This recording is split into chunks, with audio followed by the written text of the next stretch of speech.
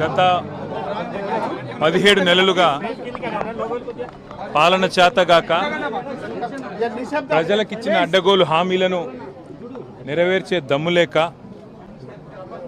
తాము తీసుకునే కమిషన్ల మీద ఇవాళ రాష్ట్రం మొత్తం గగ్గోలు పెడుతుంటే, ముఖ్యంగా రాష్ట్రంలో ఉండే ఈ చిన్న చిన్న వర్కులు చేసుకునే కాంట్రాక్టర్లతో సహా అందరూ చివరికి సెక్రటేరియట్కి వచ్చి ఇది కమిషన్ల ప్రభుత్వం అని చెప్పి 20% కమిషను 30% కమిషన్ అంటూ వాళ్ళు ధర్నాలు చేయడం, చివరికి కాంగ్రెస్ పార్టీ ఎమ్మెల్యేలు కాంగ్రెస్ పార్టీ మంత్రులే ఈ ప్రభుత్వంలో కమిషన్లు లేనిది, పైసలు లేనిది, పర్సెంటేజీలు లేనిది ఏది జరగదు అని నిష్కర్షగా ఇవాళ బహిరంగ వేదికల మీదే చెప్తా ఉంటే ఏం చేయాలనో తెలియక దిక్కుదోచక తమ కమిషన్ల నుంచి ప్రజల దృష్టి మలచడానికే ఇవాళ కమిషన్లని దానికేదో నోటీసులని ఈ ప్రభుత్వం డ్రామా చేస్తూ ఉన్నది.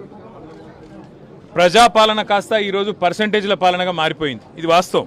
20%, 30% అనేది మేం చేస్తున్న ఆరోపణ కాదు. ఇవాళ స్వయంగా కాంగ్రెస్ పార్టీ ఎమ్మెల్యేలు మంత్రులు చెప్తున్న మాట, ఈ రాష్ట్రంలో కాంట్రాక్టర్లు సెక్రటేరియట్లోనే ధర్నా చేసే దుస్థితి వచ్చిన మాట వాస్తవం. నేను ఇవాళ రేవంత్ రెడ్డిని ఒకటే అడుగుతా ఉన్నా. నేను నల్లగొండ జిల్లా ఈరోజు ఒక వివాహ శుభకార్యానికి హాజరు కావడానికి ఇక్కడికి వచ్చిన నల్లగొండ బిడ్డల తరపున, నల్లగొండ రైతుల తరపున అడుగుతా ఉన్నా.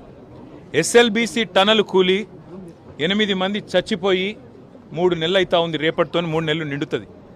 ఇంకో ప్రభుత్వంలో సమర్థుడైన ముఖ్యమంత్రి ఉంటే మంగళగ్రహం నుంచి కూడా ఈ పాటికే తిరిగి మనుషులు అక్కడికి ఎక్కువపోయి ఉంటే ఆడికెళ్ళి తెచ్చేటోళ్ళు. సమర్థవంతమైన ప్రభుత్వం ఉంటే చేసే పని గది. కానీ